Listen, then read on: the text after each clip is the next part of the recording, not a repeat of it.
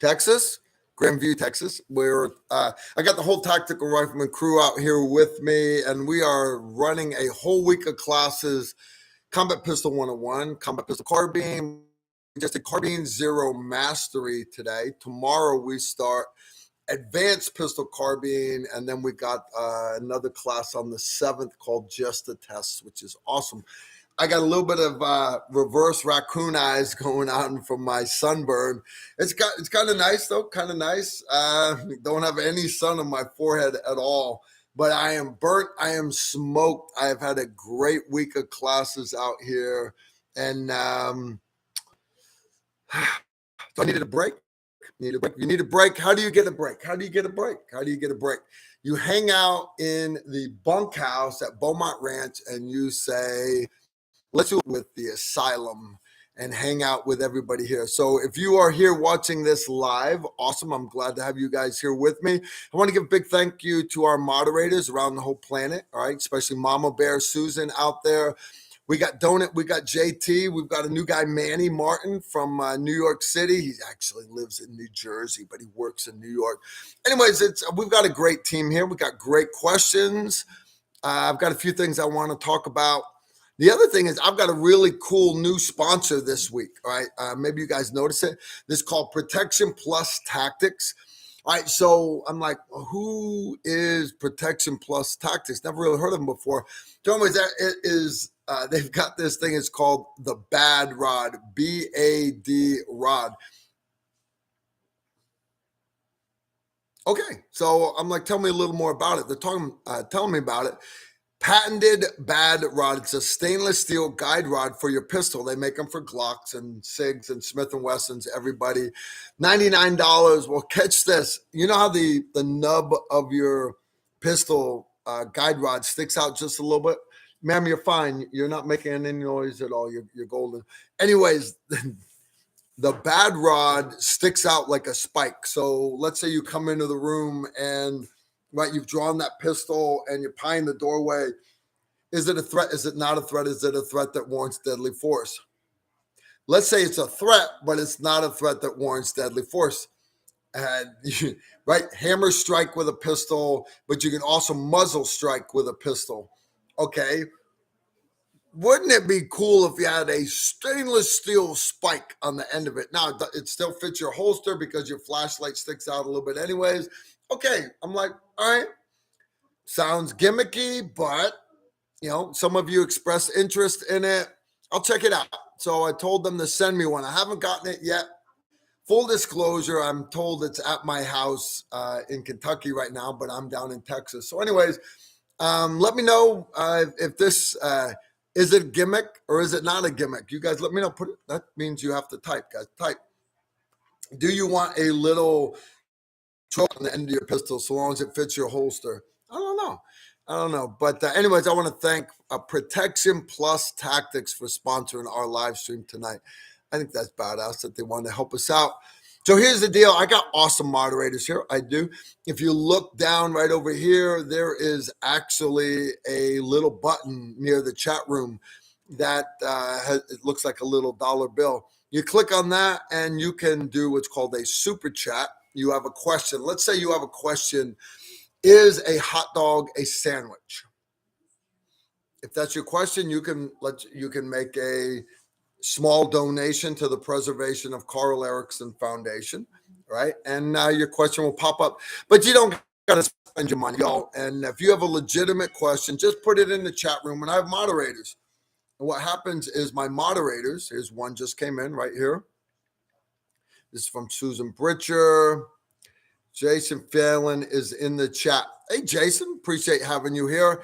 Guys, if you don't know who Jason Phelan is, Jason Phelan, if you go through our video archive, you'll see like how a Navy SEAL clears a room, how a Navy SEAL sets up his body armor, how a Navy SEAL sets up his war belt.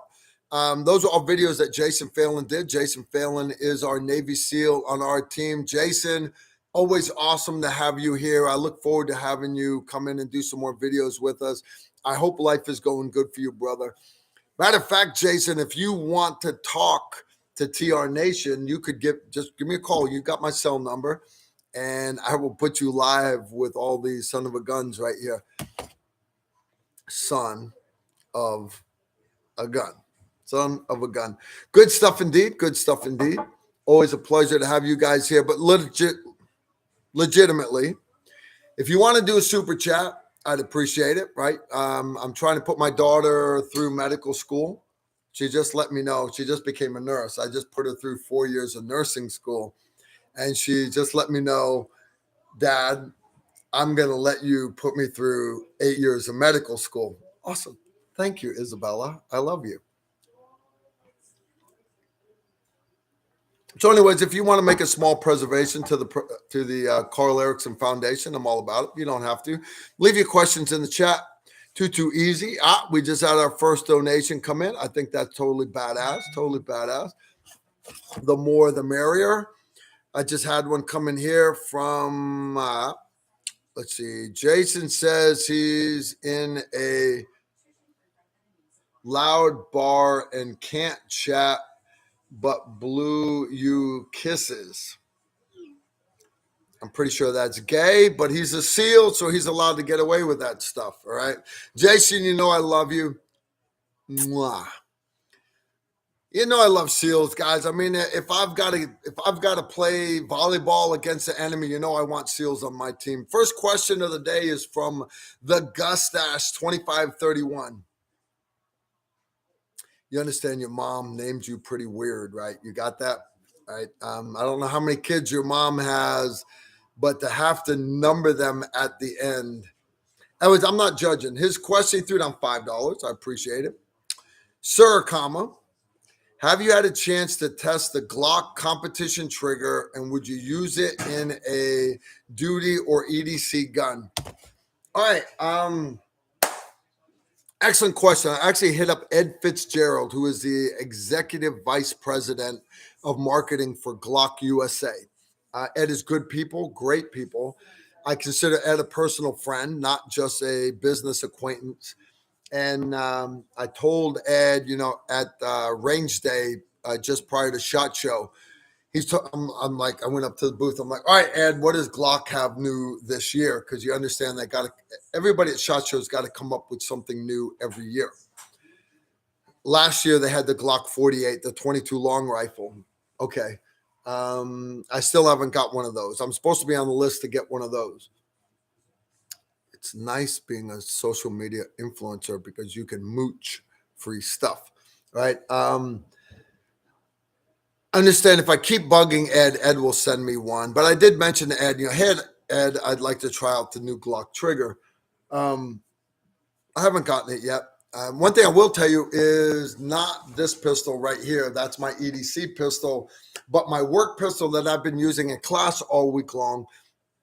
You guys know, last year we did a video on the new Timmy trigger for Glocks. It's their combat version. It's supposed to be an ultra reliable Glock trigger.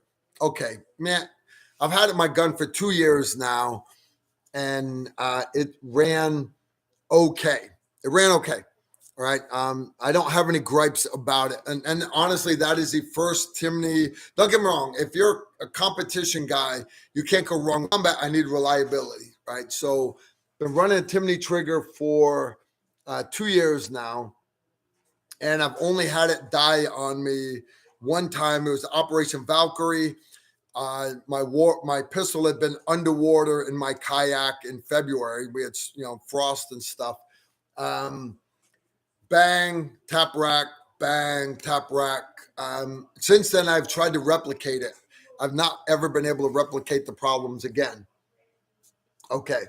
That said, I was down at Mid-South Institute for Combat Shooting in Mississippi. Down there a couple weeks ago, I actually got to take the class. I'm very big on continued education. And it turns out one of the instructors down there, this guy's awesome. I actually remember him from 2009, 2010. I want to say it was 2010 when I brought my unit down there, my old SF unit down there 100 years ago before I retired. And so anyways, I was not wearing anything Tactical Rifleman or nothing, and just plain T-shirt on. And he comes into the classroom and he looks and he goes, Carl? And I'm like, yeah. And he goes, dude, I love your channel. So anyways, we caught up. He's a great guy and everything.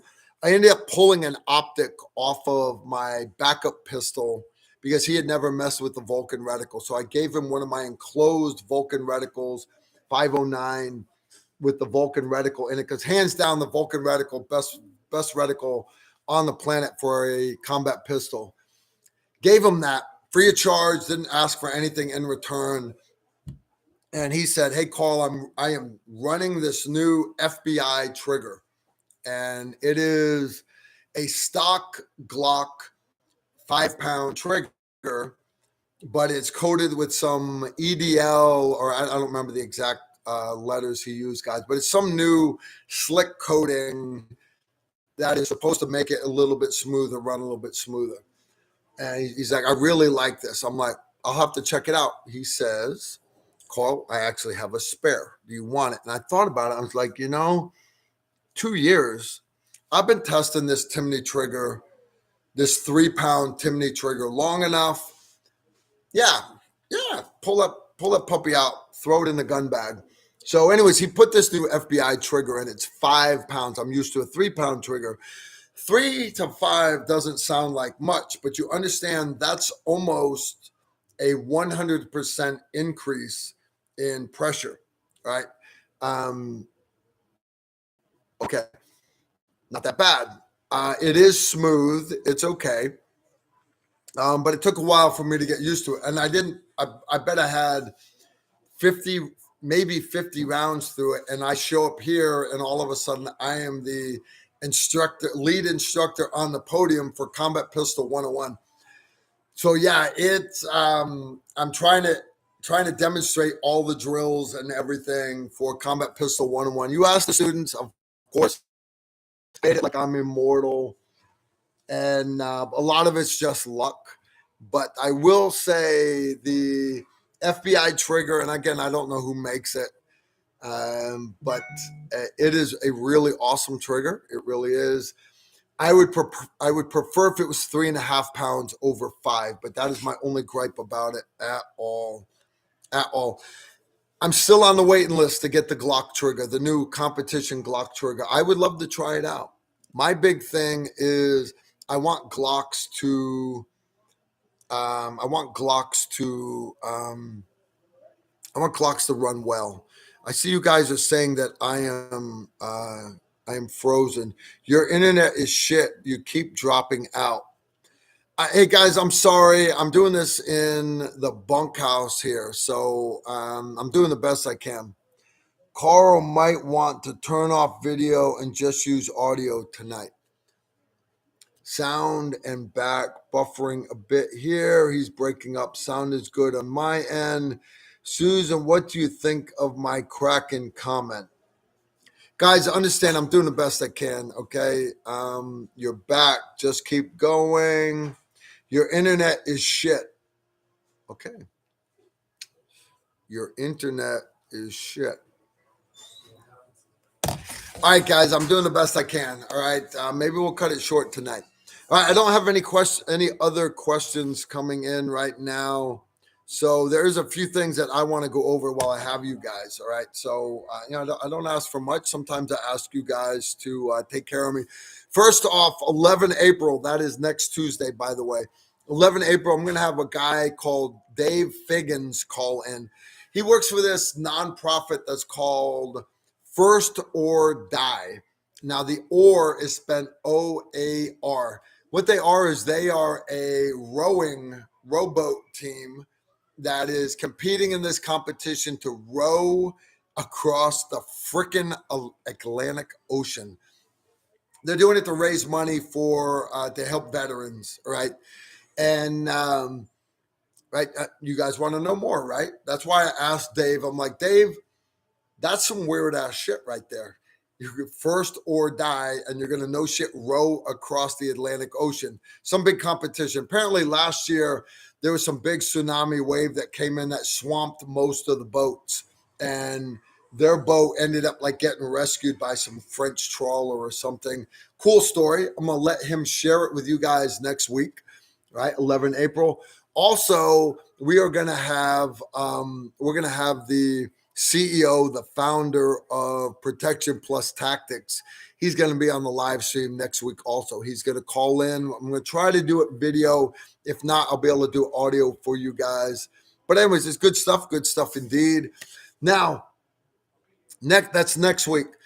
The week after that, guys, the weekend after that, that's the NRA convention. I know some of you guys support the NRA. Some of you guys do not support the NRA. Here's me. If I had to pick, I'm all about Gun Owners of America, right? But I'm also about NAGR, the National Association for Gun Rights. I'm also about the National Rifle Association. Any 2A organization, I support 100%. So you bashing one, well, they're a bunch of fuds, piss on them. You can say whatever you want, but everybody that is supporting the Second Amendment, I'm supporting them, right? Now, I had a bunch of people bitch about this last video because and I apologize, they heard it the wrong way, but when they watched Friday's video about this company that made armor-piercing ammo, I made the comment that, look, because they told me, they're like, look, this stuff is not available for, it's only available to military and law enforcement. And I don't care. And I know people are going to bitch, but really, I don't care. I kind of said it because two things. One, I know it's going to piss you guys off, but two, because I really don't care. The reality is I'm not saying you shouldn't have armor-piercing ammo. Guys, I've got a ton of armor-piercing ammo. I encourage you to have a ton of armor-piercing ammo. That's not what I'm saying at all. What I'm saying is Daycraft Systems is a small company. They make chain guns and miniguns. The armor-piercing thing is a very small side project of theirs, and they don't have a civilian storefront. So you're going to ask, hey, is it available to civilians? And I asked them myself because I wanted to buy some, and they couldn't sell me any. They couldn't.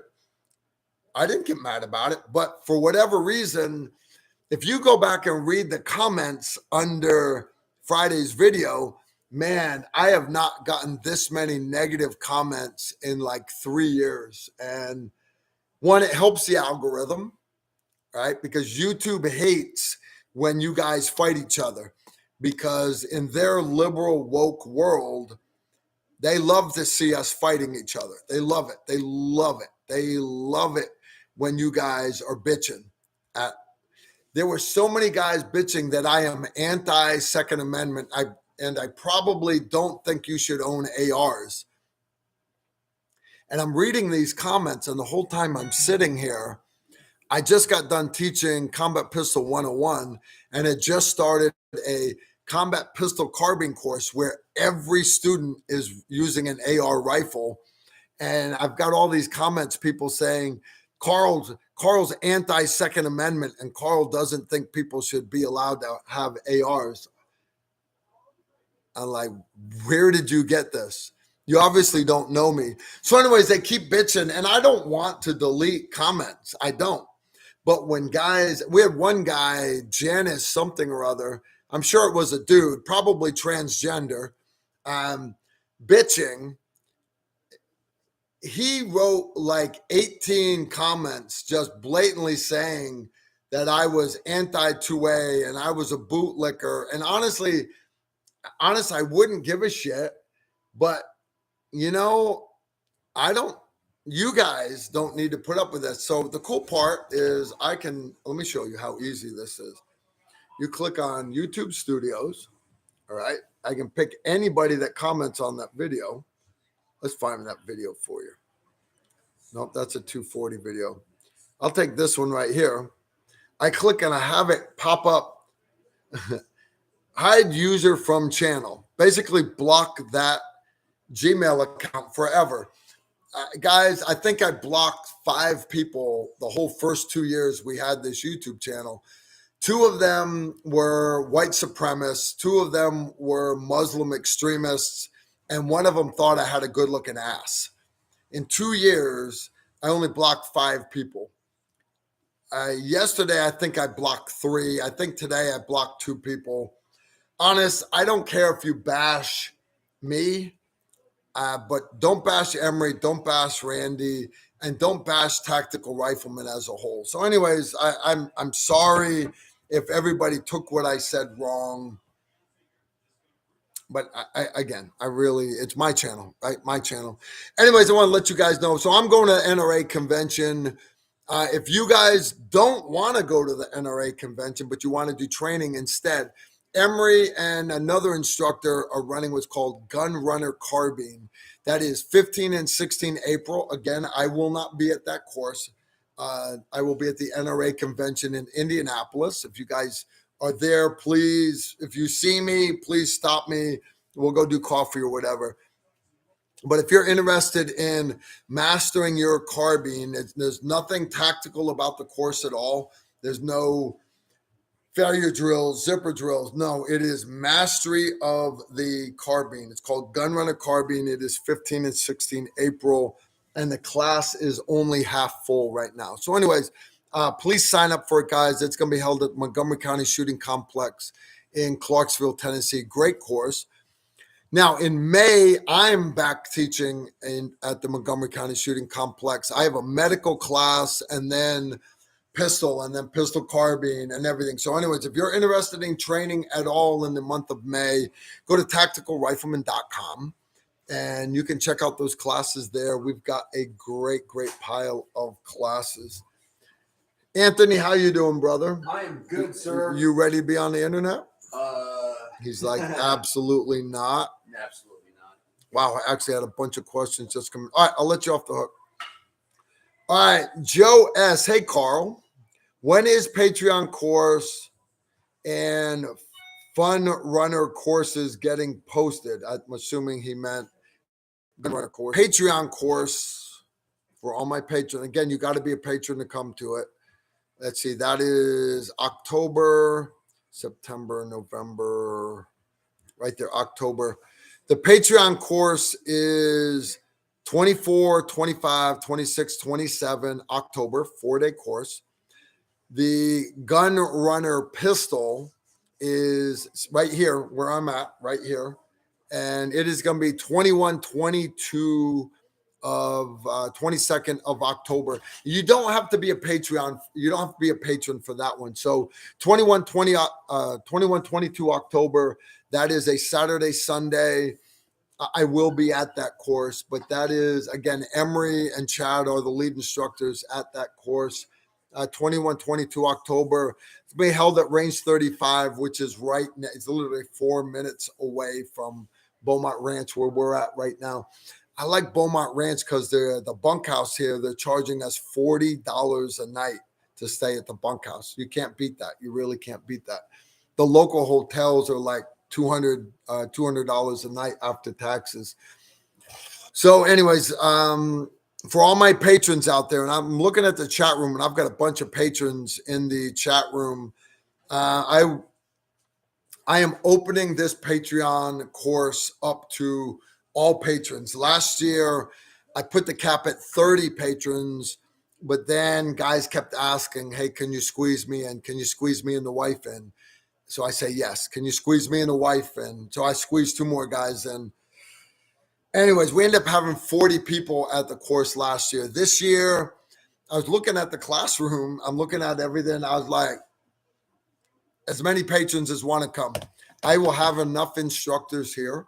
So if I have 40 patrons, if I have 50 patrons, it doesn't matter. It is a big party.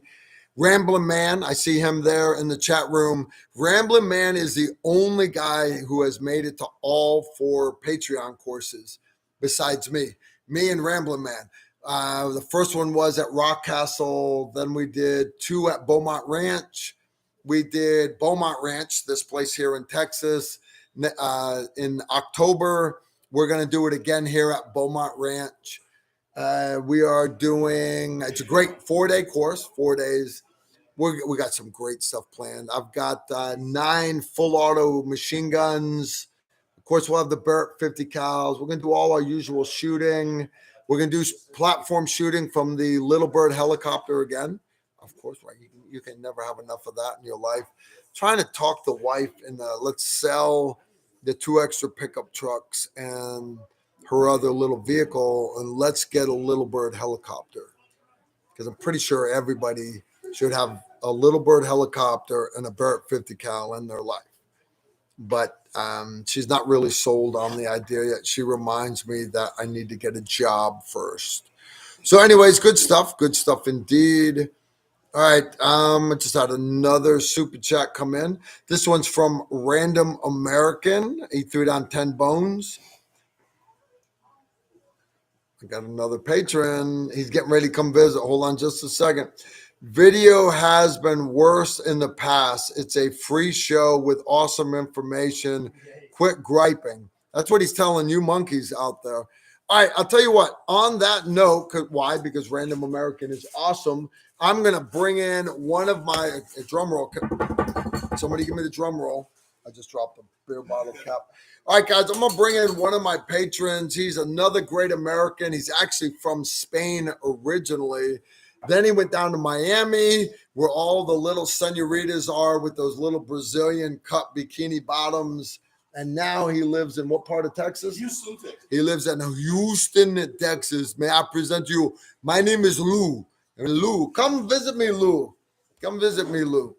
Everybody, we love Lou. Hello, everybody. Hello. Thank you, Carl, for having me here tonight. Right, everybody, we love Lou. So here's the deal. Lou signed up for every class this week. Combat Pistol 101. I gotta start over here.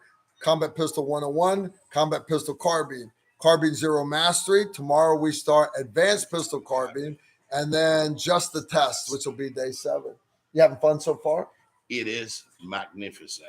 Magnificent. I don't know how to really take that. Does that mean it's fun or Fun, is it educational? active. Is it educational?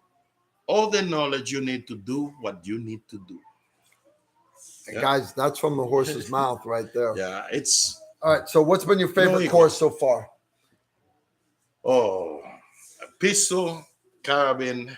Pistol carbine. It's, I He mean, went pistol. I thought he was going to say pistol course, but he's a pistol carbine. Yeah, you have to take your time because it's intensive. Yeah. Intensive. Very intense. With the heat, the wind, and all, it's a lot to pack in just 2 days. But it's enough to make you a lot better than you were the day before. See, my whole thing, guys, you understand it takes 3,000 to 5,000 repetitions to push a skill into your subconscious mind. Muscle memory. You understand muscles don't actually have memory. It is slang for you pushing a task into your subconscious mind. Okay. But Carl, doesn't it take more time to get those repetitions, the bad habits out? To get the bad habits out. I appreciate you mentioning that, Lou, because let's say you have a bad habit, like Lou has several. To change a bad habit, he's been hitting the moonshine. How much moonshine did you drink? No, sir. I don't participate on that kind of behaviors. Yeah, that's a straight face. He looks like freaking Nixon. Yeah. I am not a crook. Yeah. Okay. So it takes 3,000 to 5,000 repetitions to push something into your subconscious mind. But if you already have a habit, maybe not necessarily a bad habit, but not a correct habit, to change that habit, it takes 7,000 to 9,000 repetitions, almost twice as much to write over it. You can't just erase it. You have to write over the top of it so many times that your brain can no longer read it, basically. A lot of homework. Yeah, a lot of homework. So I don't have time to do 7,000 to 9,000 repetitions in a 2-day course. So like he said, the information. My goal here in these courses is to give Lou and all his peers, right? Because these courses have been filled. We had, 15 yesterday, 13 today. All the way from 20 to minimum 12 people. Yeah.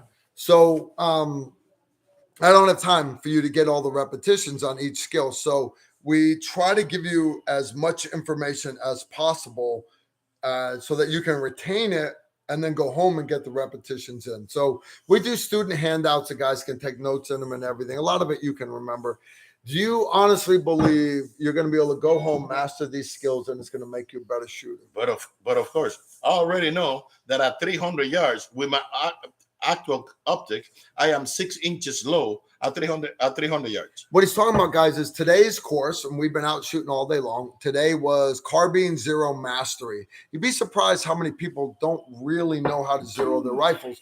Not only did we zero our rifles, we confirmed our point blank zero. So we use a 200 meter point blank zero because your 5.56 out to 200 meters does not rise more than 5 inches or drop more than 5 inches out to about 220 meters. So for headshots, you don't even have to estimate range. If you zero at 200, your bolt, you just don't even have to estimate range. Bang, you're on every time, bullseye. So we did that. What's your inner distance? Because some people say, well, I already do that. I zero at 36 because that's what it says on the internet. Military guys will say, well, the SOCOM guys zero at 50. I got a gun that I have to zero at 45 meters. Yeah. What was yours? Mine was 53 meters. 53 meters for his point blank zero. Now that puts him no higher than 5 inches, no lower than 5 minutes, out to about 200, 220 meters. Dead on balls accurate. He's not using a magnifier. He's using a 1X micro prism from Primary Arms, the same optic I was running on my gun. Drops how many inches at 300?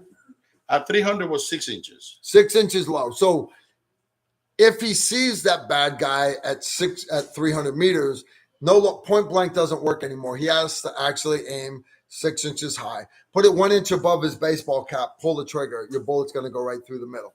Right through the middle. Now, we also went out to 400 meters. 400 meters. Now, we had high winds today. We had winds 17 gusting to 25 mile-an-hour winds.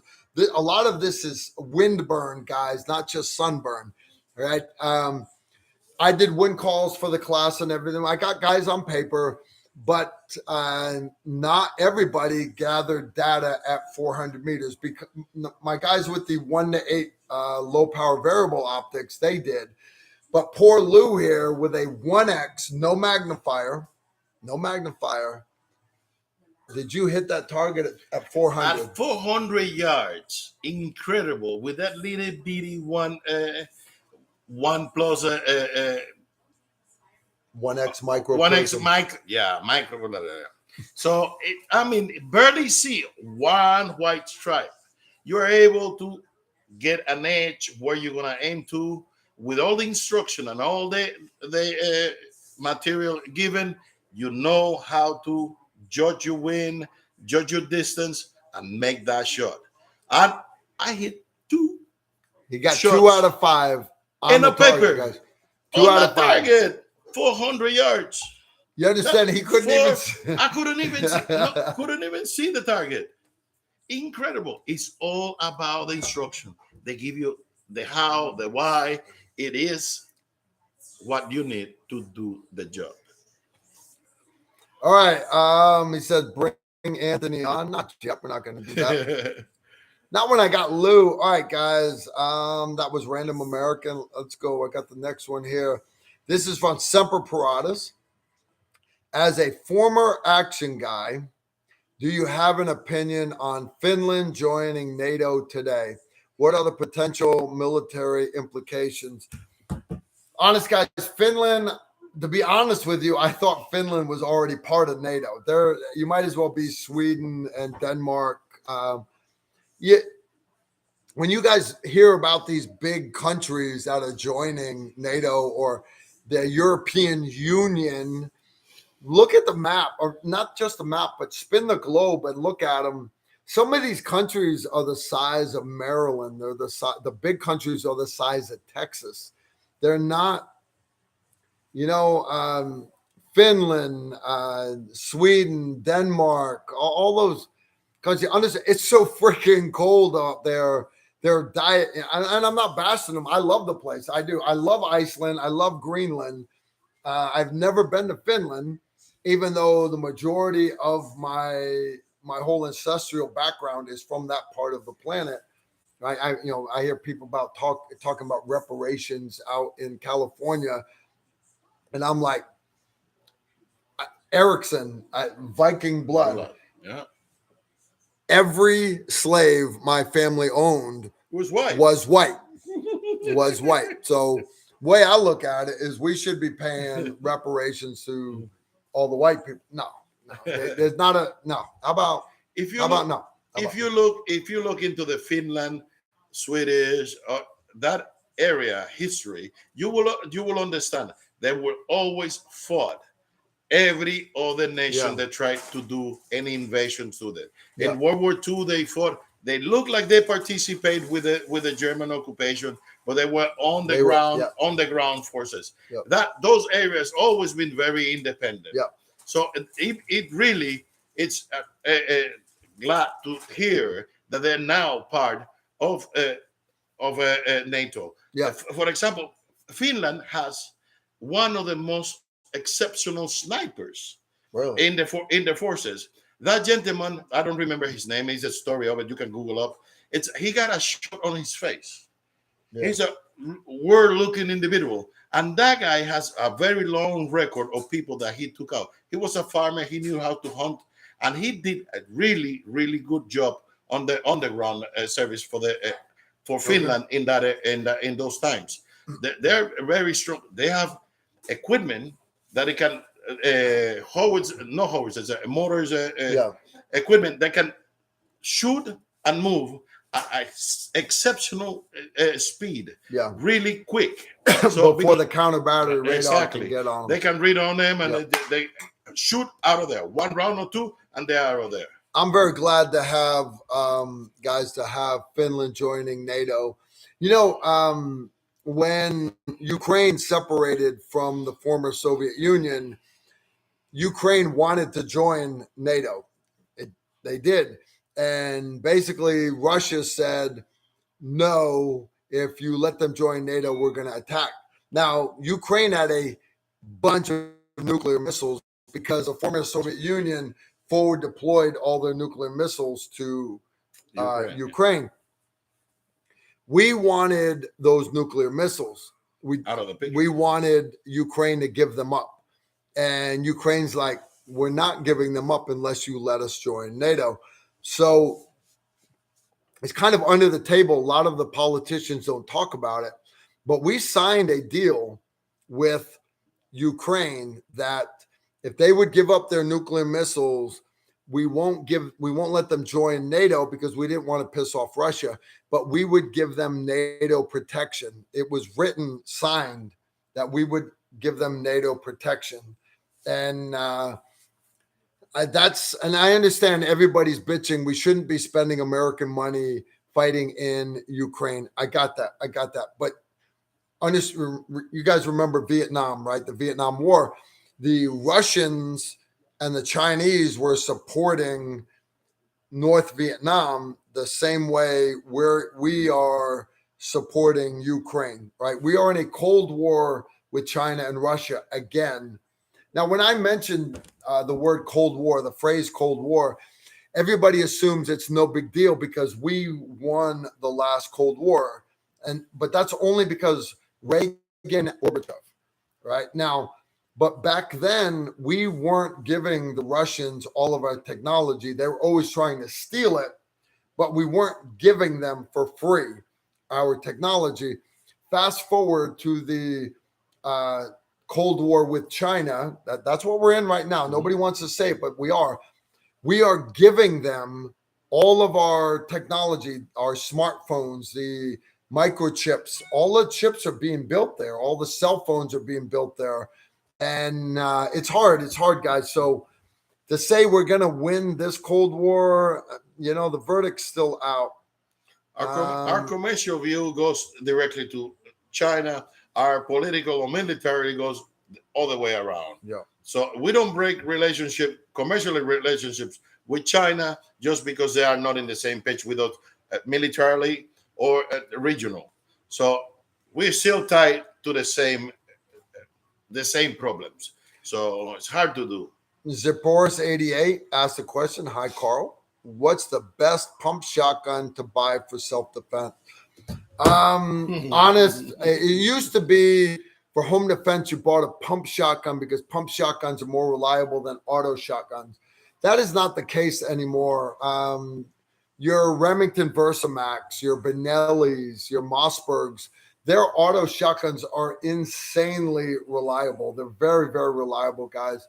If you want to get a pump shotgun, understand that It's a work. the majority of jams I see with shotguns, and I hate to say it, but they are with pump shotguns. They're not with auto shotguns.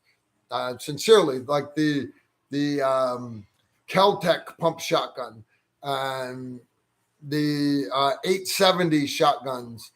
I see them jamming a lot more than I do my Remington Versamax or the Benelli M3s and everything else. So, honestly, I'm not a shotgun guy. Tactical Rifleman. Yeah. All right. So shotguns are awesome. But to me personally, for home defense, I'm going to be using an AR. But honestly, if you want to go with a pump shotgun, if that's all that you can afford, while you're there in the store, try one out, try the action, see if it fits you, see if the action's okay. And then with a shotgun, it's more important what kind of ammo you're using.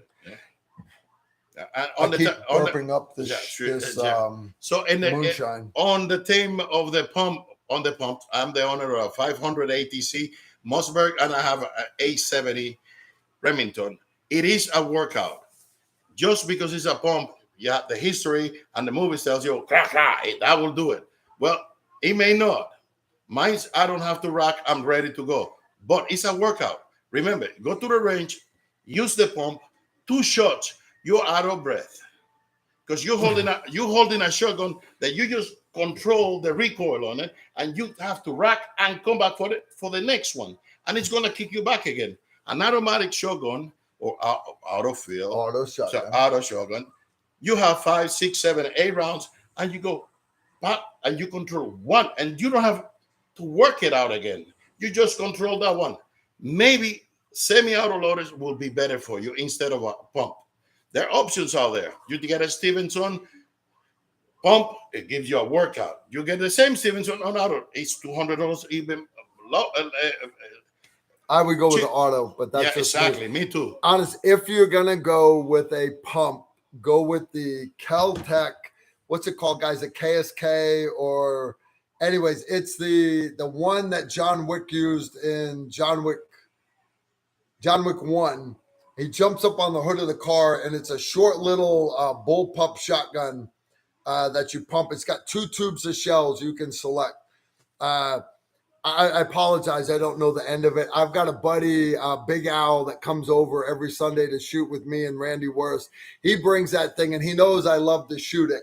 He puts the little mini shotgun shells in it, and I have a blast. It's fun. Why? Because it's a carnival ride. If that's what you're looking for, something small and compact, that would be all right. Susan just threw down. We've got a bunch more questions coming in, dude. So we are going to move on. She says, bring Anthony on. Let's see. Best pump shotgun. We just did that one. Annalise and Kyle. You guys know Annalise as Kentucky Fried Korean. They threw down $10. What's your favorite or least favorite countries to conduct foreign internal defense training with? Ooh, my favorite that country. Is a personal question. Honest, mammals are mammals. No matter where you go, human beings they're human beings. Now, one thing I will say is like the Saudis and the Kuwaitis, the actual Kuwaiti National Guard, where everybody in the unit is an actual Kuwaiti. You understand there's only like 76,000, not millions, 76,000 Kuwaitis in the entire country. Everybody else is a migrant worker. There are millions of people there, but most of them are migrant workers. The Kuwaiti National Guard is the only military unit where everybody is a Kuwaiti. And the Kuwaiti National Guard is probably the worst to work with because they're just their whole pride thing gets in the way. I am Kuwaiti. I'm like, yeah, okay, yeah. Giannis, I don't care that you're worth $76 million and you're here playing soldier. You know, that really doesn't matter to me. You know, my favorite FID, foreign internal defense. You know, I had a blast in Ethiopia because those homeboys were dirt poor. I mean, dirt poor, but they were motivated. They wanted to train. Same thing, Bahrain. Bahrain is another rich country, not as rich as Saudi or Kuwait, but their military has a lot of conscripts. I mean, a lot of foreign nationals in the military, but they were motivated to learn. Same thing with Jordanians. Everybody thinks Jordan, because it's in the Middle East, they've got oil. No, their number one export is salt from the Dead Sea. So picture a rich Arab country that's not rich. But honestly, I got along great with the Jordanians. I love the country of Jordan. It's right next to Israel. So you travel around there, you go down to Aqaba and you go to Petra and things like that. You can cross the border into Israel. There's me being a Christian. There's a lot of things, a lot of places there from the Old Testament and stuff for me to be able to visit. And the troops in Jordan, aside from some of the people trying to kill me and everything, I got along with them. I got along with them, especially the young people. The young people there they're very, very westernized. They really are. They love America, right? And the King of Jordan, he is very, very pro-Western. He's very pro-American. King Abdullah is awesome, and his wife and to his nation. Yeah, his wife is a total smoke show. She's a beautiful woman. I don't mean that in a bad way. I mean, everybody, as far as women go, she is very attractive. She'll never be as good looking as my wife, but it's because she's mortal. You understand? I aim very, very high, and I got one of the hottest chicks on the planet. All right. We're going to keep going here. I think I already did that one. That's Random American. We already did that. Annalise. Parm threw down $10 minus shipping and handling. For the little bit helicopter. For the Little Bird helicopter. Guys, we're bringing back the Little Bird helicopter for the Patreon course. Again, this is just for my patrons. Yes. Were you here last time? You were. Oh, yes. How'd you like shooting from the helicopter? Oh, it's one of the most exhilarating experiences you can have. You get to the Little Bird. These guys are experts on what they're doing. They fly. They got an assistant there. This guy can move around that Little Bird like anybody else. He tells you every point of security. He got all the knowledge about the operation. It is incredible.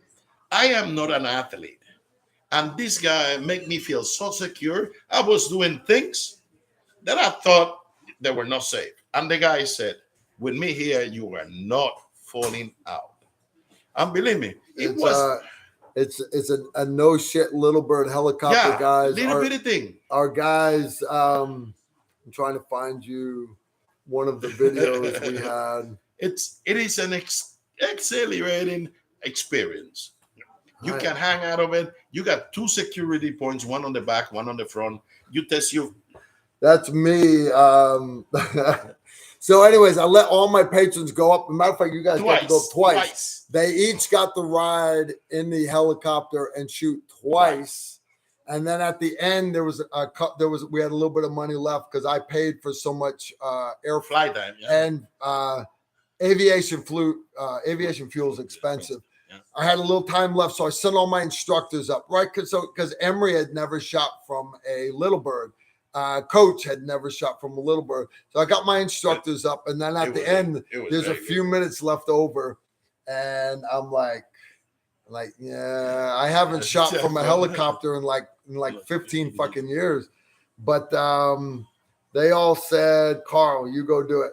You go do it. And it is worth it. I had a great time, guys. I did. I had a great time. Yeah. I'm trying to find the video of Miss Britcher because Mama Bear.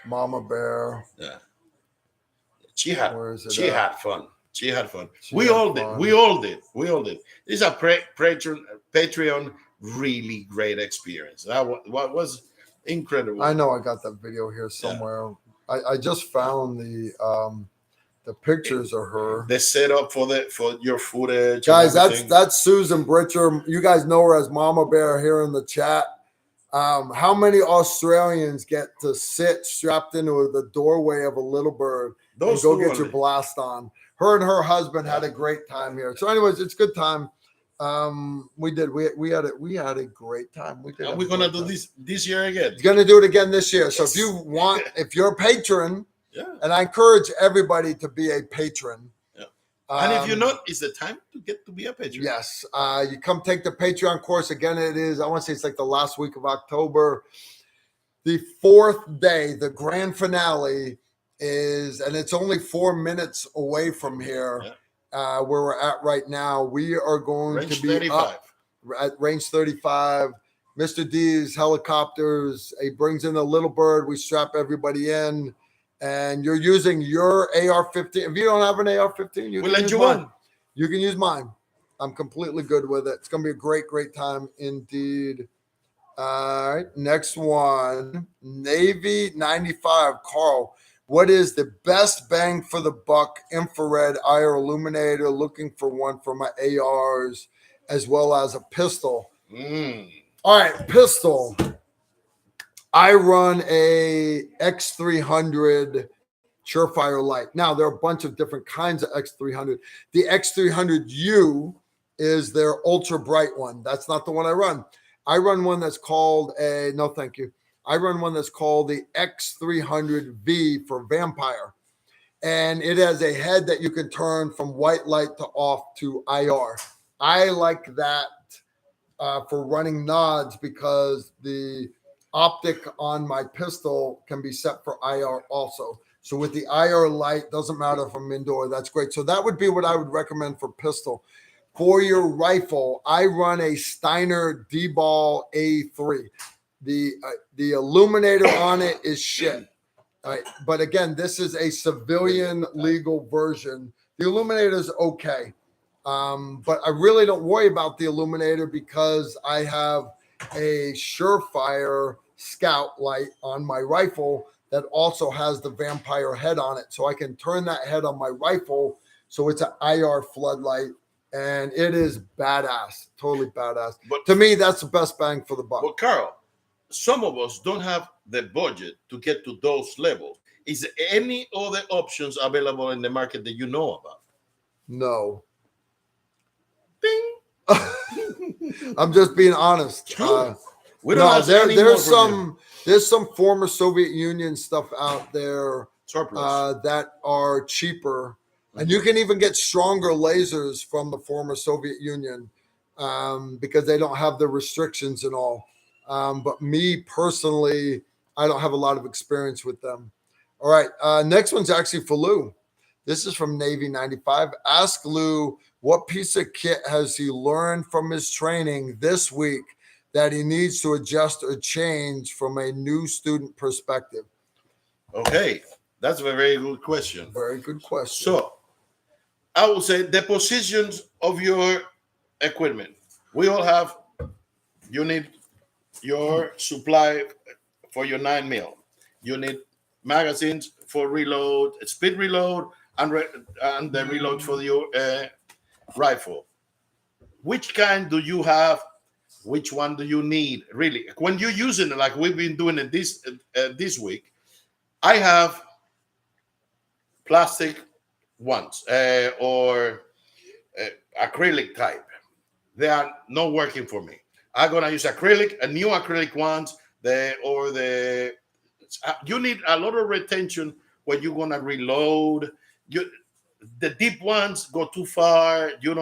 It's hard to get out. So you learn a lot, not just on really the techniques, but the handling of your equipment. And that is a good question. So, for example, I'm changing my 9mm magazine holders.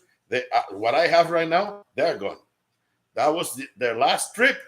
They're gone. No more for you, puppy. Out of here. So, Caldex, elastic retention, they help. Quick reload, Kydex. You can have retention on the second ones. you can have back reach or hard to reach reloads. I have a side one on the for the rifle. I have one on the side. It goes side, but that's the first one I use because it's a little uncomfortable to get. You're on your working zone. That's the first one out. No, soon I go to the side. You get the opportunity to determine which equipment you're gonna change and where do you need it. That is individual opportunity to determine your positions. It's not what Carl says. It's not how he uses it, or Anthony, or Emery. It's what you use at the time that you use it. When you're running this way, you need this type. When you're running that way, you need on this position, you need this one. When you're zeroing, you don't need all that stuff. So it's different needs, different operations. That's what you need. Yeah, you'll find that if you ever come to take one of our courses, and again, everybody is welcome, you'll find that I'm very big on the why we do things. So a lot of times I'll explain why this other school shows this way or why this instructor says this. And a lot of times I'll show the students 3 or 4 different ways to do things. And then, like Lou said, I let them make the decision what they want to do. All right, we got another question here from Tyler Day. Remember Tyler from Saturday's class? Yeah, he threw down $20. Thank you for an awesome class Saturday. Thank you, Tyler. Appreciate that. Point Blank Simulator threw down 20 of the Queen's Quid from over in Great Britain. Britain. He's British. British. There's no T. There's no T in British. Yeah, British. British. No, there's no T. No. There's no T. It's British. British. There's no T because we poured all that shit in Boston Harbor. All right. Sorry I missed you in Florida. I am back in the UK for a bit now, but I read that wrong, didn't I? Sorry I missed you in Florida. I'm back in the UK for a bit now, but I hope to catch you the next time I'm over the pond soon. Adding to the coffee and ammo fund. Keep up the great work as always. Turlera, all that stuff. Cheers, mate. Cheers, mate. Angry American is back with $10 contribution to paid endorsement for Lou's glowing endorsement of Tactical Rifleman. Thank you, brother. We miss you. We do miss you, Random American. We know who Random American is. Shh, don't say the word Greg. Don't say that because he doesn't want us to say his name. So don't say Greg. Don't say Greg. Don't say Greg. Okay. All right, don't say Greg. All right, that's kind of cool. All right, let's go to the next one. Oh, it's not swiping. Damn, we haven't got to the end already, have we? No. We have. All right. So that means we get to talk about whatever we want to talk about. Guys, I got know that. All right, so I have I've got a bunch more classes coming up. If you guys are interested in training, and I know the economy is shit right now. All right, so a lot of people are saving their money. They want to buy ammo, they want to buy guns, they want to buy this, they want to buy that.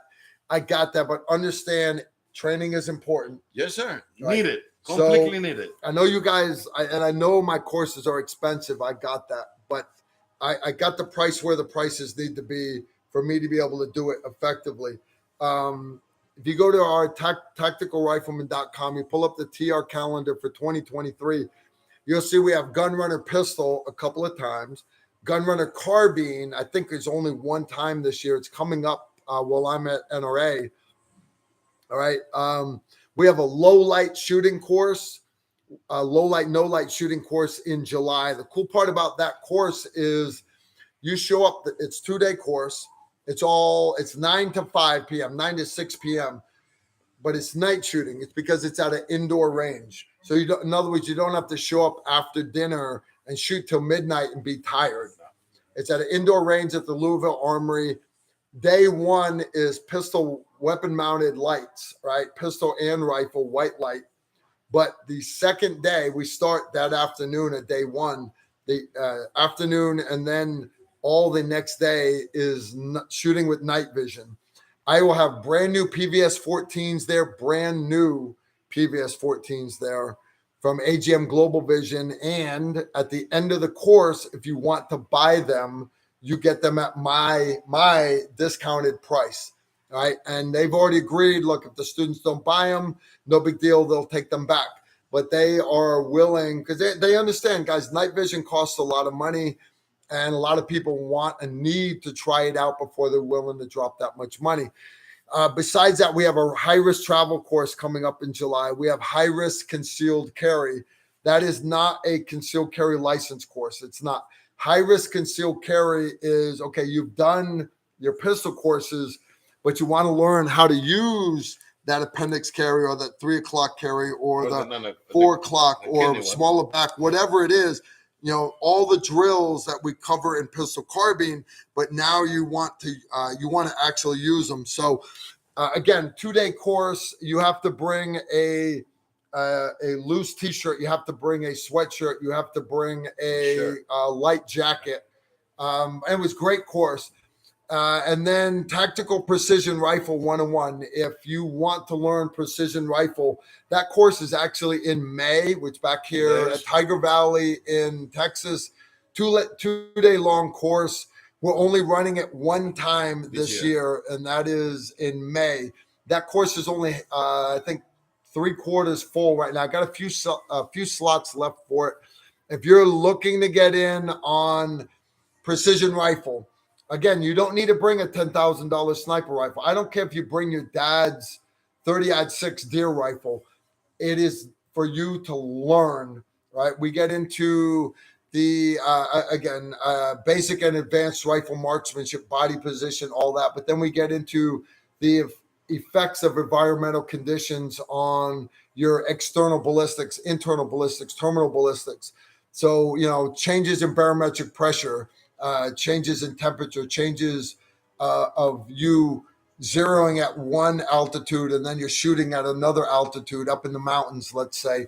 We cover all of that. We do shooting on the assault countdown. We do a bunch of other tactical type stuff with it. And we do a night shoot on the first day. I bring a bunch of dedicated Gen 3 sniper scopes, a bunch of dedicated thermal sniper scopes. I bring a bunch of clip-on Gen 3 I-square scopes and a bunch of clip-on thermal scopes, and you guys can put them on your rifles, try them. And it's a good course, Again, I'm only running it one time this year. It is in May. So anyways, you guys can check them out there. That's what I would do. Would you do me a favor? Run outside and grab Emery. I want to bring Emery. Yes, sir. I'll tell you what, real quick, guys. I want to thank Lou for being on our live stream tonight. You make sure you get some sleep because you got a 2-day course tomorrow coming up. And they said it's pretty tough. Just for the good ones. It's going to be awesome. Lou, he's one of my patrons. You guys know I love Lou. Lou is awesome. All right, so I'm back. And I love you guys. I really do. You missed Philip's super chat. Can you go back to it? All right. She said, I missed Philip's. Philip Wilson threw down 10 bones. Any guidance on how to pick a plate carrier? I know Carl usually doesn't like to recommend companies. Honest guys, here I don't like recommending. Plate carrier is basically, they're all Molly and they're designed to hold plates. The plates are, you get what you pay for. So there's lots of level 4 plates out there, and the more expensive they get, the lighter they are, right? So level 4 multi-hit plates are, you're getting what you paid for. But as far as the plate carriers themselves, I haven't seen too many companies that I don't like, other than like Blackhawk, a couple others that basically make stuff for airsoft.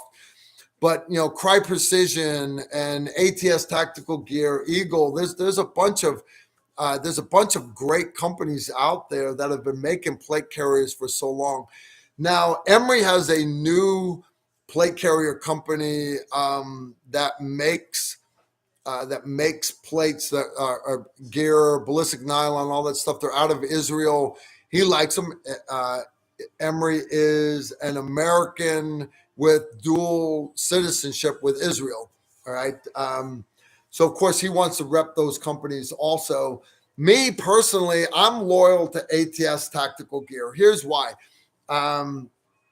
they were very loyal to my unit. So if my unit, we had our body armor given to us by Big Army, right? We've got our multi-hit plates. In other words, it's level 4. It can take 10 hits before failing, right? Okay, cool.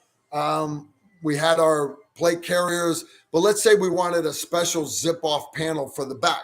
We wanted a row of 4 flashbangs on the top, 2 general purpose pouches, and then a double mag pouch at the bottom with another large general purpose pouch, a sleeve on the side for holding a breaching tool. For example, I carried a collapsible handled splitting maul. One guy carried the collapsible handle Hoolie tool. I carried, it was a sledgehammer on one side, an axe blade on the other, collapsible titanium handle, and it sat in a sleeve right on my back. Those back panels were custom made for my unit by ATS Tactical Gear. You understand, it's not financially feasible for them to do that. They did them for us because they cared about us. We were the tip of the spear fighting the war overseas. So now fast forward, when I get asked, hey, Carl, who do you go to for your ballistic nylon, for your gun belts, your pouches, everything. And there's so many great companies that make great stuff. Even Core Performance that makes the ice plates, even their plate carrier for holding the ice plates, it was good. It was laser cut ballistic nylon in Molly pattern. It would be okay. But honestly, I like ATS Tactical Gear. It's atstacticalgear.com. They're right across from Fort Campbell, Kentucky, right outside Gate 5. And I hit them up. You use code TR10, saves you 10% off of everything. If I had to get one, I'm pretty sure that's who I would go to. That's just me. What do I know? All right. Just got another one in. This is Pietmi. He threw down 10 Hong Kong dollars. I don't know what you call them. What do you call them? Yuan? Or do you call them Hong Kong dollars? He threw down 10 Hong Kong dollars. That's kind of cool. Please make if you can survive an amphibia videos. Please make if you can survive in amphibia videos. Please make if you can survive in amphibia videos. All right, so understand, guys, the cool part about having a YouTube channel, here's the deal. I used to be a Green Beret, right? Now I'm a fag, former action guy. But if you had asked me, Carl, when you retire, are you going to become a social media influencer? I probably would have punched you right in the throat. Right? But fast forward, and this is where God has put me. I enjoy teaching classes. I love what I'm doing right now. I am halfway through 7 days of classes, and we are having a great time here. But the cool part, one of the things I love more than anything else, right, is, I'm very proud to be an American. I'm one of the most patriotic people you ever meet. My favorite holiday, right, Thanksgiving, because I have a lot to be thankful for, all right? Jesus' birthday, December 25th. But I got to be honest, my favorite holiday is Independence Day, the 4th of July. That is my favorite holiday. So why? Because it's the birth of the greatest country on earth. Cool. But one thing I enjoy most about having this YouTube channel is interacting with all you guys and seeing how many people here globally like Tactical Rifleman. For example, one of our moderators, Susan Britcher, you guys see her in the chat room every Tuesday. I have met this woman and her husband several times. I have. They're awesome. They're great people. But you understand, in their country, liking guns is not exactly politically correct, right? But I love that I have this gentleman from Hong Kong, and I have people from Denmark, and I have people from the Philippines, and I have people from Australia, and I've got all these other people that follow our channel. I had people bashing Friday's video saying, why are you showing things that civilians can't own? And gee, that catches me off guard because I'm like, I have a lot of active duty military and a lot of active duty law enforcement guys that follow this channel.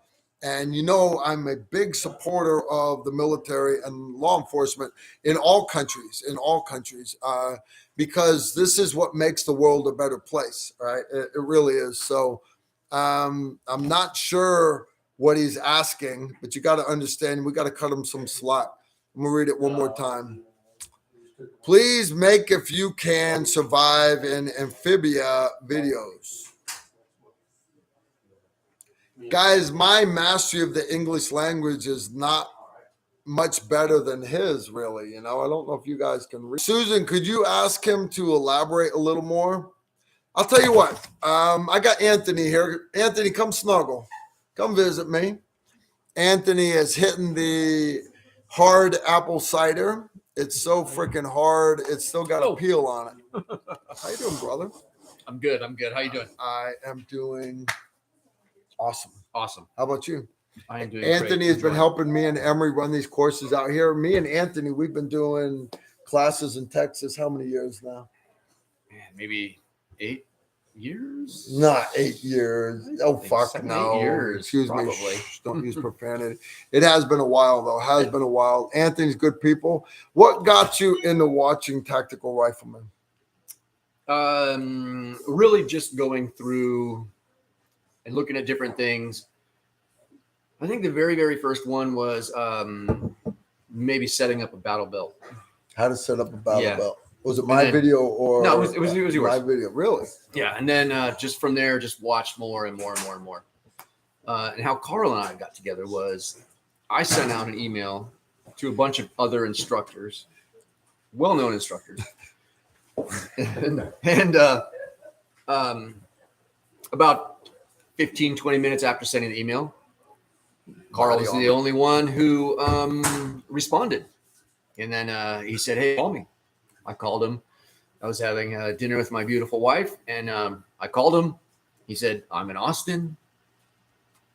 You can get me a couple guys. I'll come down.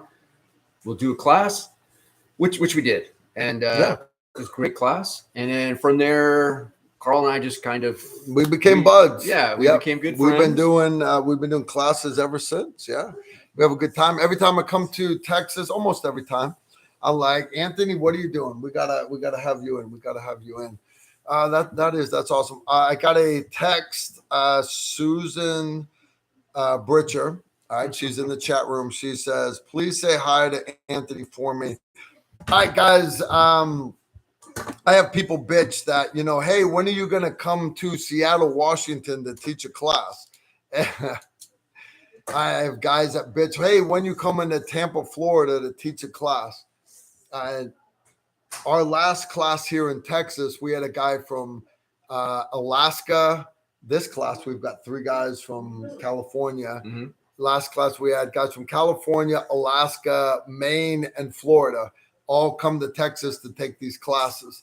Also last year, we had Susan Britcher actually came and took this class. So she actually came, her and her husband came for the Patreon course also, all the way from Australia to take these classes with us. Her husband, Glenn, is awesome. He's been following Tactical Rifleman for a while. He actually showed her some of the videos, and we just kind of clicked. She clicked with the team. If you go to tacticalrifleman.com, you'll see my list of instructors. You'll see that I list my son as our basically our director of social media and videoing and everything. And then way down at the bottom of the list, I have Susan Britcher listed because Mama Bear, as she's affectionately known to the Tactical Rifleman team, she does a lot for the channel. Her husband's completely good with it. Like, it's a good hobby to have. She is awesome. Susan is awesome. So she came and took last year. She did the medical class. She did Combat Pistol 101. Now remember, she's in Australia where she has a Glock because she shoots competitively. She doesn't have an AR, but she took medical combat pistol 101. She took combat pistol carbine, carbine zero mastery, and then advanced pistol carbine, all back to back. She took the advanced pistol carbine course.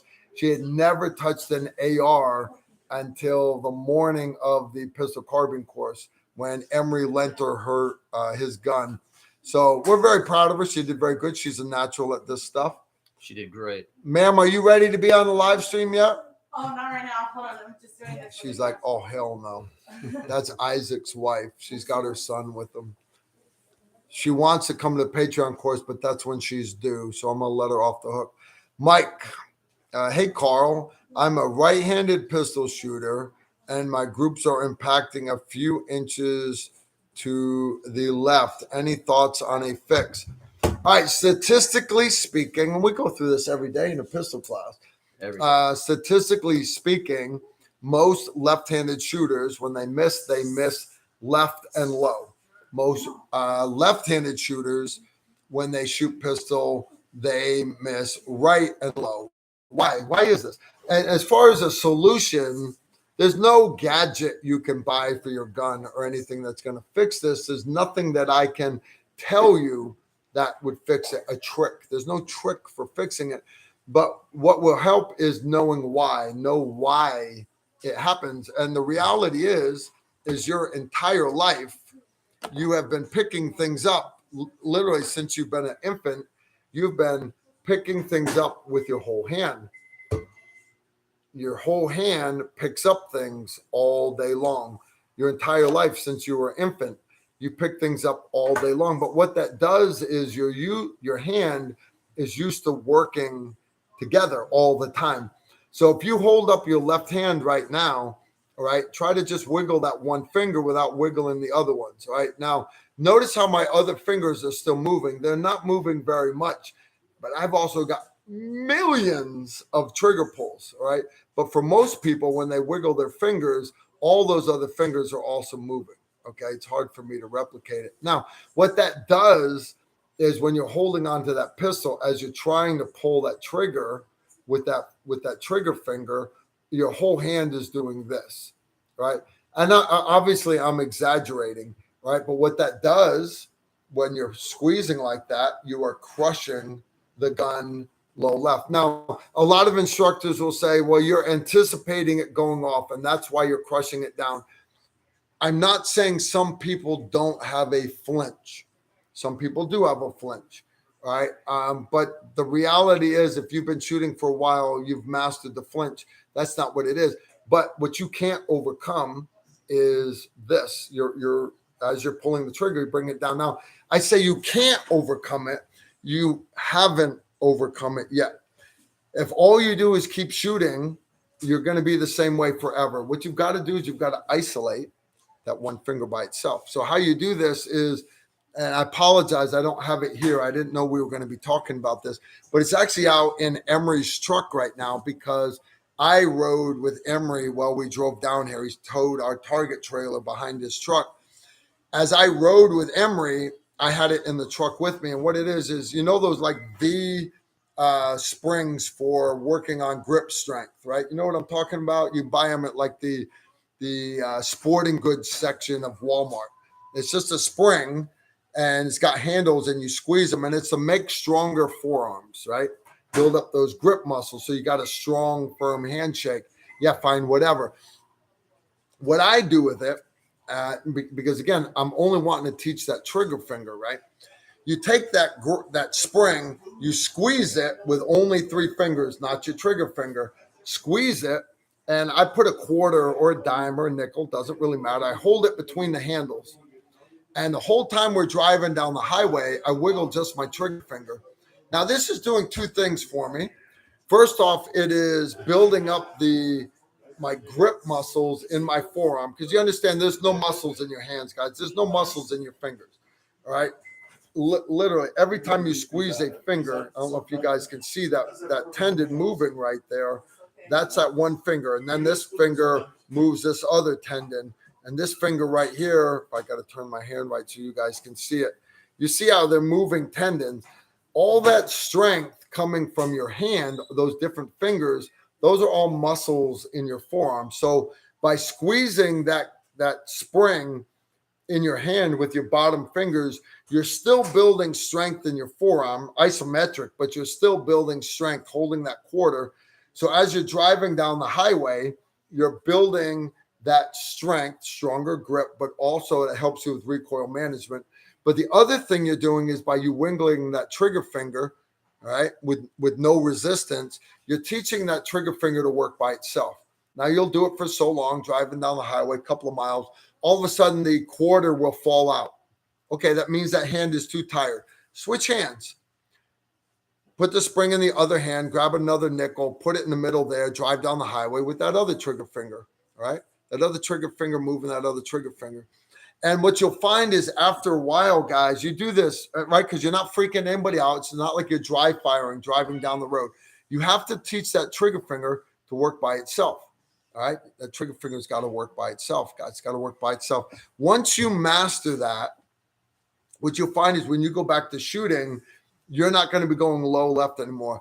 You have to teach that finger to work by itself. Now, my son is a piano player, so every one of his fingers works independently. He has got the smoothest trigger pull you've ever seen because all of his fingers work independently. Now, I'm not saying you need to go learn how to play the piano. I'm just saying if you are willing to invest the effort, which is while you're driving down the road, you're in traffic for 10 minutes, you're in traffic for 6 hours. I've got 12 and a half hours driving home on the 8th. That little spring running back and forth, it helps me learn to isolate that trigger finger. And what you'll find is you're no longer going to be shooting low left for a right-handed shooter or low right for a left-handed shooter. Decent question. Good question. It plagues everybody. It really does plague everybody. All right. Jonathan Camps threw down $5 minus shipping and handling. I forgot to leave my dummy rounds. Such a fun class. CP 101. Jonathan Camps attended our class the other day. He walked off with my dummy rounds. I charge $5 a piece, don't I? You do. And to rent them, I give you back your money at the end of the course. Apparently, he forgot to give me back my dummy rounds. That's funny. He's back again for $5 more. I've been dry firing nonstop since Saturday, working on that tap rack. That's awesome, man. It's always great to hear that stuff. Always great to hear that stuff. How about you, Anthony? What's your favorite class so far? We're 4 days into this. We got 3 more to go. It's probably going to be tomorrow's classes. You like advanced pistol carbine? Yeah, the advanced. The basics are always good. What's your favorite part of the advanced course? Probably doing the teams. You know, where you're teaming up. You're kind of doing some. We do moving as a buddy team. We're going to get into shooting and moving around vehicles. We do barricade work in them, but we do barricade work in combat pistol carbine. The advanced pistol carbine course, we do moving around the barricade, but we do it moving as a team. We start to dabble a little bit in tactics, how to shoot, move, and communicate. And we do it laterally first, moving through the different facades. And then we start doing it bounding forward, 2-man teams, but also 2 2-man teams. So you're actually doing what's called bounding overwatch while you're moving. And yeah, that's fun. That's a good time. It is. It's a lot of fun. And for anyone thinking of classes and you think, well, I've already done Pistol 101 or whatever. I take a lot of classes outside of doing stuff with Carl. And it might be a 101 class, but you'll always learn something. If you allow yourself to be open to it, you will always learn something. You can take the same class a couple times. You're always going to come away with something new. All right.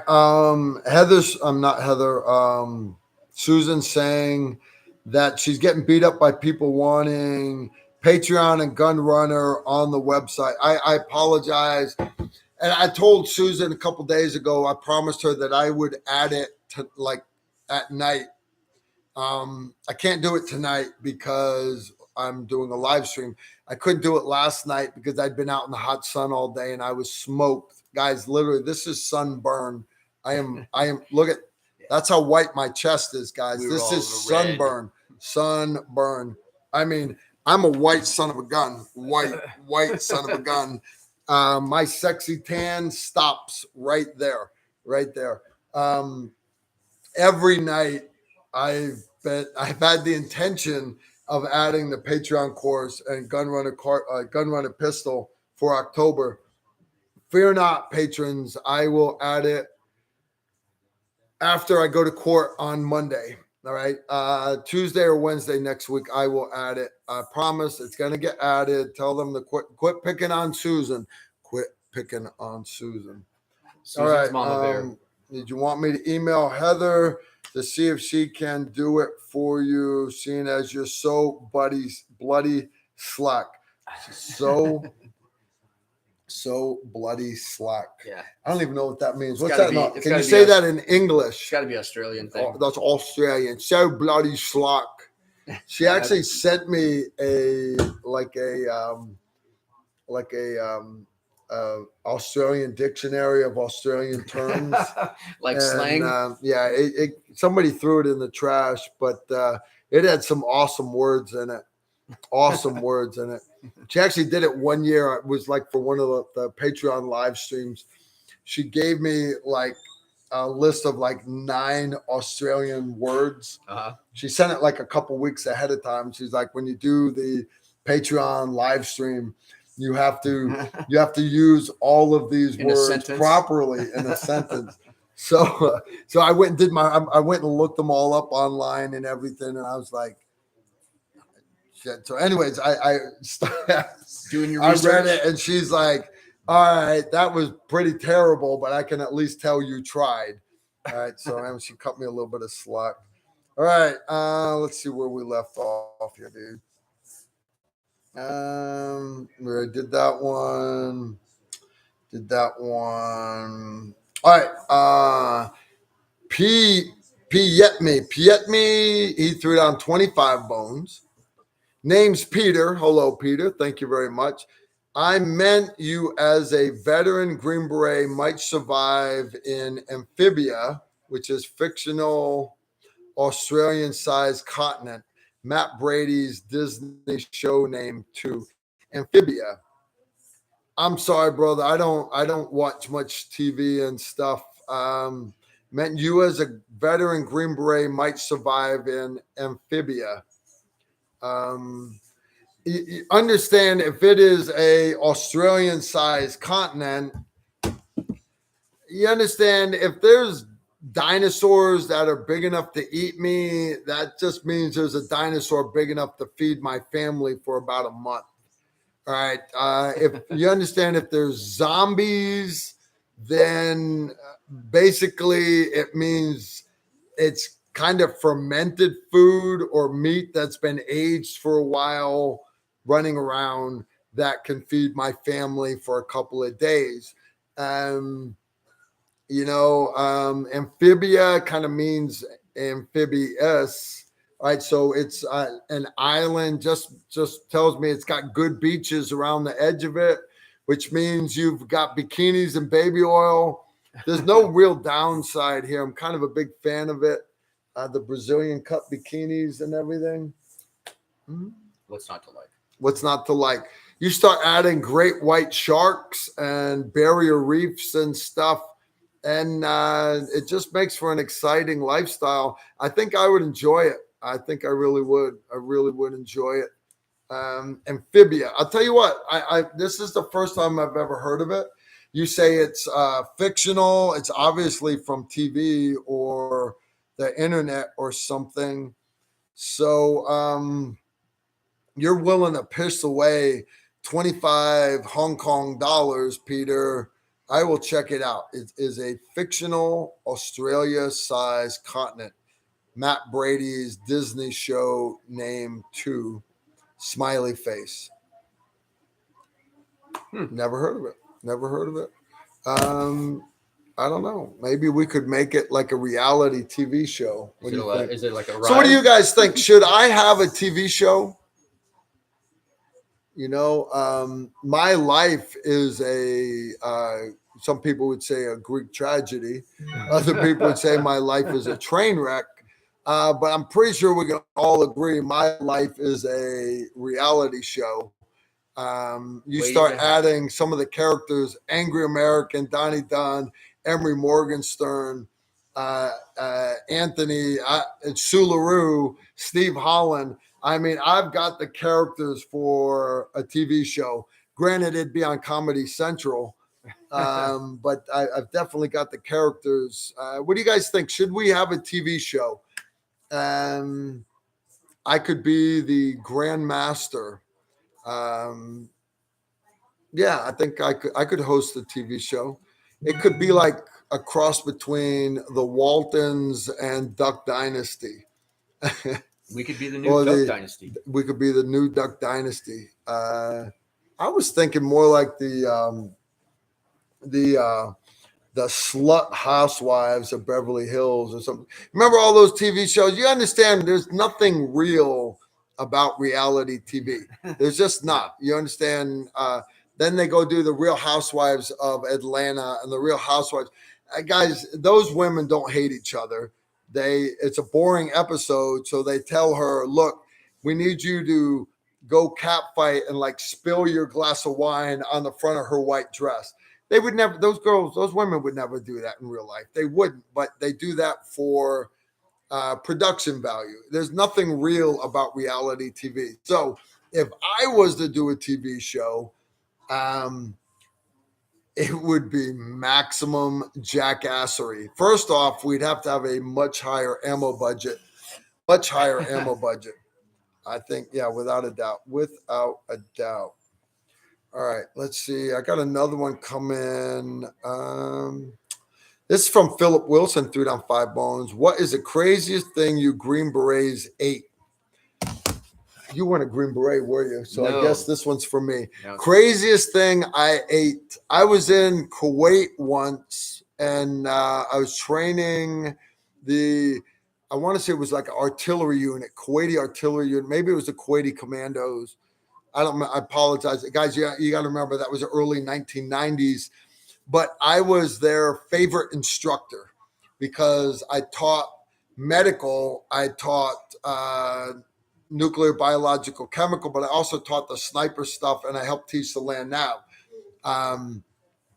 So I wound up being their favorite American instructor for the deployment. So at the end, they have this big, they call it a goat grab. We go out into the desert and we do a big Bedouin feast. And it's a big tent. And all the privates and everybody, they all have to stay outside. And we're all sitting there. Now, I'm left-handed. Now, you don't shake hands with your left hand over there because they wipe their asses with their left hand. They don't have toilet paper over there. They do have toilet paper, but the Bedouins just historically, they wipe their asses with their left hand. So I'm left-handed. So I'm sitting Indian style in the tent there on the mats. I got the carpets laid out. And so I have to sit on my hand the whole time, sit on my left hand. So I'm now using my right hand. And they're eating dates and they're tearing bread open with both hands. And they're eating with their left hands, and picking their noses because their noses stick out to like here. They're, these guys are like 6 knuckles deep inside their nose. I mean, like they're scratching the back of their skull with their fingers and they're pulling it out and like wiping it on. And that's the same hand that's grabbing the dates and the bread and stuff. So I'm sitting on my hand and we're big goat wrap. I mean, you got all the sheiks and all the officers, all the privates, they're all outside. And they bring in the tray of rice. It's a big silver serving tray. It's big, it's massive. It's 3, maybe 4 feet across. And they've got a young goat cooked whole, laying on a bed of rice. It's on about 3, 4, 5 inches of rice with all this gravy all over it. And you grab a handful of this rice and you mush it in a ball in your hand. and you kind of pop the ball right, and it's just disgusting. There's flies everywhere, and but because I'm their favorite instructor, I'm the guest of honor. So the guest gets the head. So they get me the head, and they're giving me the class on how to get the eyeballs out. Right. So the guest of honor gets to have the eyeballs. And me being a good Green Beret, I'm not allowed to say no. And the whole time I'm thinking, you motherfuckers, like there's no way for me to be doing this, right? If you ever have to eat an eyeball, don't try to swallow it whole because it only makes it to about there. Been there, done that. When you go to bite into an eye, understand the fluid that squirts into your mouth may be clearer. It's called aqueous fluid from inside your eyeball.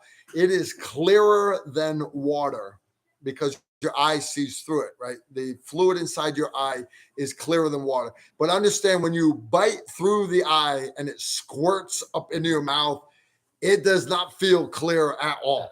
It does not feel. It is the grossest snot you've ever felt squirt into your mouth. Muscle it down quick. But also, here's a tip. Here's a tip for all my studio audience out there. When you bite the eye, bite it at the angle so that you do not get the lens, which is hard. Do not get the lens stuck between your teeth. Because if you get the lens stuck between your teeth, that eyeball, you can't swallow it. It just stays right there in your mouth. And you can't swallow it because the lens is stuck right there. And you're like, it's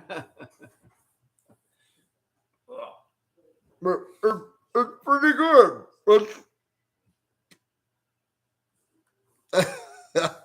So yeah, the craziest shit I've ever eaten. I've eaten snake, guys. I've eaten shit. We ate some ferret or something we shot in Africa. We're pretty sure it was an endangered species.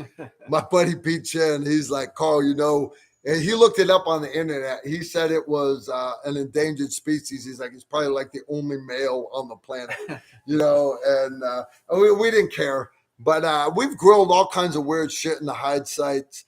Some of the worst food I've ever eaten, though, was some of the MREs that a lot of these other countries have. Fish and rice that's been compressed. And it's just, nah. But yeah, honest, the eyeballs was probably the worst for me. Yeah. How about you, Anthony? Worst food you ever ate? Live octopus. No, dude. In Korea, it all sticks to your mouth, and yeah. So pre-wife, I was a private in Korea. My first duty station was Korea, and they have fried octopus, fried squid, and you eat it. It's like beef jerky, but it's kind of like a fishy beef jerky fried. When you're drunk, you just eat anything. When anything fried is good. I'll take 200 won fried shrimp, 200 won fried yaki mandu, 200 won fried onion rings, 200 won fried, and you're so hungry because you're drunk, you're going back to base. But so I'd had fried squid, I'd had fried octopus, but I remember it was like a Saturday afternoon, like 1 p.m, and walking through TDC, Tongdaecheon, Korea. We call it TDC. Tongdaecheon, TDC, and you had the American sector where all the Americans went and everything, all the little stores. But I wound it up into the other part that wasn't the American sector, the Korean part of town, and like you're saying, it was a fish tank. The guy had it on wheels, and it was right on the side of the road. And I'm like, "What's that?" And the girl that was with my buddies is like, "That's live." I think it was live octopus. They were little bitty baby, octopus, little bitty baby ones. They're so cute. Yeah, they're right out of the movie Alien, dude. Yeah. With that shit all up on your face. And so, anyways, we My buddy ate one, and I dared him to do it. And if he ate one, I would do it. And all right, so I balled mine up real good, and yeah, the shit we do as privates, man. Why do y'all come up with questions like this? All right, next one. This is the last one we got right here. Elevated agenda threw down a hot dog for $1.50. Guys, we are an hour and 42 minutes into this already. I've already covered everything I want to cover. Anything you want to share with our online viewers? Susan, one word. Tim Tams. Tim Tams, Susan. Tim Tim Tams. Tams. Funny stuff. All right, here's the deal, guys. I really want to wrap this up because I got to get on the podium early tomorrow. I have covered everything that I wanted to talk about. So, yeah, without a doubt. I want to say thanks again to support from all of my patrons. Indeed, you guys are awesome. I want to thank my moderators for hanging out with us. If you guys have a last minute question, please pitch it, throw it down. But without that, guys, you see how sunburned I am. And I wish you could feel the dirt on my face from the sand and the wind beating us all day long. I'm wore out. I'm wore out. I need to get to bed. I've got to go grab a shower. I got to call my wife, tell her I love her, and all that fun stuff. So I want to give a shout out. Thank you to Susan and my other moderators. You guys are totally badass. You guys know you are, without a doubt. I'm also want to give again a thanks to this week's sponsor, Protection Plus Tactics. You guys let me know. Do you want a stainless steel guide rod for that new SIG pistol you have, that new M&P, that new Glock that actually sticks out a little bit and is sharpened up enough for you to stab somebody right in the face? $99, patented B.A.D rods, stainless steel guide rods from Protection Plus Tactics. I don't know. I haven't played with one yet. I've got one waiting at my house. My wife has said is already showed up. I'm going to put it in my Glock. I'm going to try it out in my classes all through May. Probably not going to put it in my EDC pistol because I'm not big on testing stuff with my EDC. But I'll try it in classes for a while. You guys let me know if you're interested in it. And I want to give a thank you to Protection Plus Tactics for hanging out with us. Always a good time. Always a good time. And we are, I'm going to wrap this up. I am, because I got to chat with a couple other people tonight. I owe Susan. Susan had some questions, so I'm going to try to get her on the phone. And I'm going to wrap it up tonight. Indeed. We've had 144 thumbs up, which is decent. I can live with that. I ask you guys to share it with your friends because this is not Tactical Rifleman. A lot of people have been commenting on Tactical Rifleman YouTube channel that they wished we still did live streams. We do still do live streams. We just don't do them on that channel anymore. I like having a separate channel. So if you would help us spread the word, let's get more people over here to hang out so we can support America, the greatest country on the planet, so we can support the First Amendment, the Second Amendment, and all the other amendments, and so that we can drain the swamp, get all those dirty politicians out of there. I do love this country, guys. I really do, and I'm just trying to make the world a better place. I appreciate you guys hanging out with me tonight. I really do. Sincerely, I will see you guys next Tuesday. I'm going to be back at home, and it's going to be awesome. Or it won't. Y'all take care and shoot straight.